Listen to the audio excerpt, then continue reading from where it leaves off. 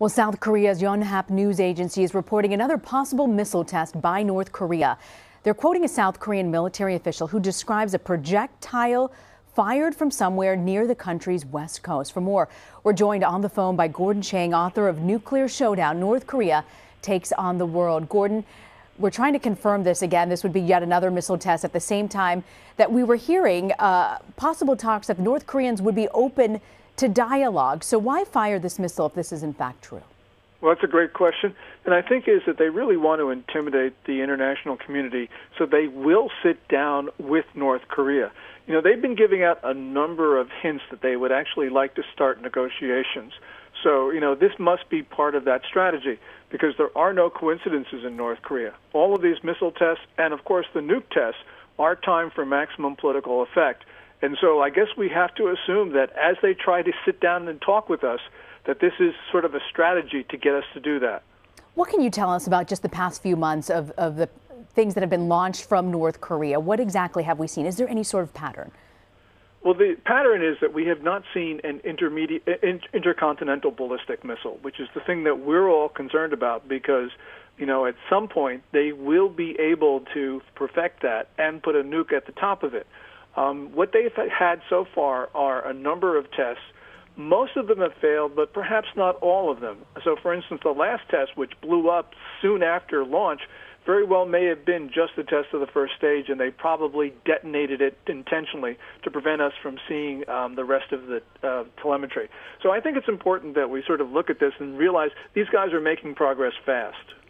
We know the South Korean elections were just last week. How do you think that change in leadership might impact the situation in the region? Yeah, I think it's really telling that there were no tests in the run-up to the election on Tuesday. You know, Moon Jae-in, who is the Democratic Party of Korea, was North Korea's candidate, and he won. And I think that they didn't do anything provocative in the week or so before the election because they didn't want to derail his chances of actually winning. But now that Moon has won, I think that they're probably just gone back to try to intimidating South Korea. So we've seen this pattern in the past. What from the U.S. front can be done in response to these provocations like this, if this is in fact confirmed? Well, you know, right now President Trump wants to cooperate with China to get China to defang North Korea for us. We'll see if this works, but if it doesn't work, I think that what we need to do are two things. First of all, severely tighten the sanctions on North Korea, because they are pretty loose right now. And the second thing is we need to start sanctioning China for basically providing ballistic missile technology to the North Koreans, and also semi-processed fissile material for their nuclear weapons. This is a dangerous trade. It's unacceptable in the United States. Whatever we think about policy of cooperating with Beijing have got to stop this transfer of technology and materials to North Korea. We've heard President Trump, come out very aggressively about talking about taking a very different approach to North Korea, one that might be more aggressive. What are your concerns as someone who watches this region about acting tougher towards the North Koreans? Well, you know, acting tougher towards North Korea will trigger reactions on the part not only of the North Koreans but the Chinese as well. But Trump really, I don't think, has very much of a choice as to what to do, because, you know, North Korea didn't become instantly dangerous at noon on January 20. This problem has been brewing for a long time, and the two previous administrations really weren't that serious in dealing with North Korea. And so now we've got a point where the North Koreans, within about 4 years, will be able to mate a nuke to their longest-range missiles and hit the lower 48 states.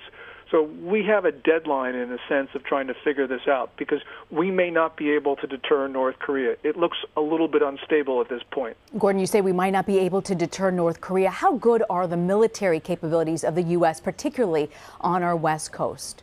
Well, the United States has the world's best military by far. It's stretched a little bit thin, but if we were to concentrate it along the Korean Peninsula, we could meet any challenge.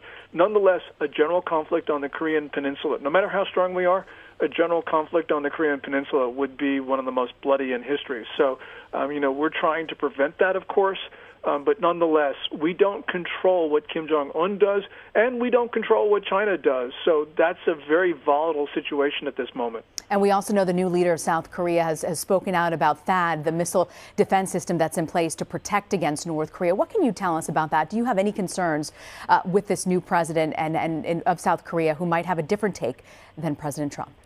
Yeah, well, certainly Moon Jae-in has a very different take than President Trump, and he has a very different take than Japan does.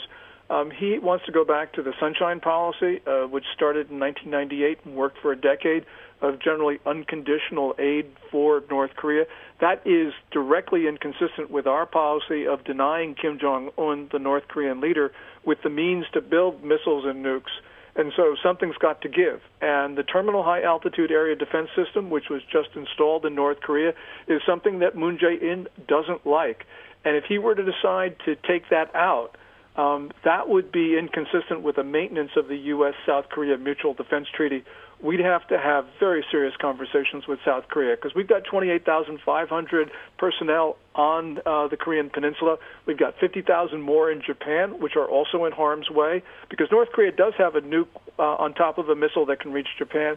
So we have a lot at stake here, and we've got to make sure that this alliance stays strong.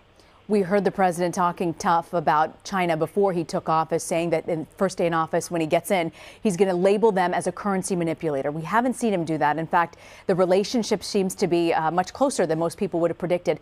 What are your concerns? Do you think that relationship is strong, or do you still have concerns about where they're headed? Well, I have concerns about China because I don't think that China has made a fundamental decision to abandon its North Korean ally. China believes that it gets short-term benefits from North Korea because every time the North Koreans do something provocative, we then stop talking about the things that matter to us, like trade, as you just point out, currency, South China Sea, Taiwan, cyber attacks, and we don't talk about human rights, of course. And also because, we believe we need China's cooperation, China extracts concessions from us, and so they see it as endlessly creating bargaining chips for them. And that means that China sees this dynamic as very favorable to their own interests. I don't think that they have changed their views on that. And we know that there's going to be a big summit, one road, between China and also Russia. Russian Vladimir Putin will also be attending this next week. What can you tell us about this entire gathering next week? Yeah, the gathering is with a number of countries, and it is China's premier foreign policy objective, which is to create links between China and Africa and Europe. They call it One Belt, One Road. They've got two strategies, one over land and one over sea, and they're working very hard to do this. They don't have the money to do it, and the initiative is failing, and so they're looking for other people's money, including ours. If you were advising President Trump tonight on North Korea, what would you tell him, Gordon? Oh, the first thing I would do is I would give the Chinese a deadline for disarming North Korea, and I would say to the Chinese, if you don't do it, we are going to get tough on trade. We're going to get tough on South China Sea. We're going to get tough on all the things that matter to us because we believe that defanging North Korea is the #1 foreign policy objective. And if you can't help us, and if you are indeed on North Korea's side, we're going to see you as an adversary, and we are going to use the full power and leverage of the United States. And by the way, that would scare the Chinese because they know that we can push them around. They also know we don't have political will to do it. But if we did have that political will, I think that they would be frightened, and I think that they would actually start helping us. Gordon Chang, thank you for joining us. Thank you.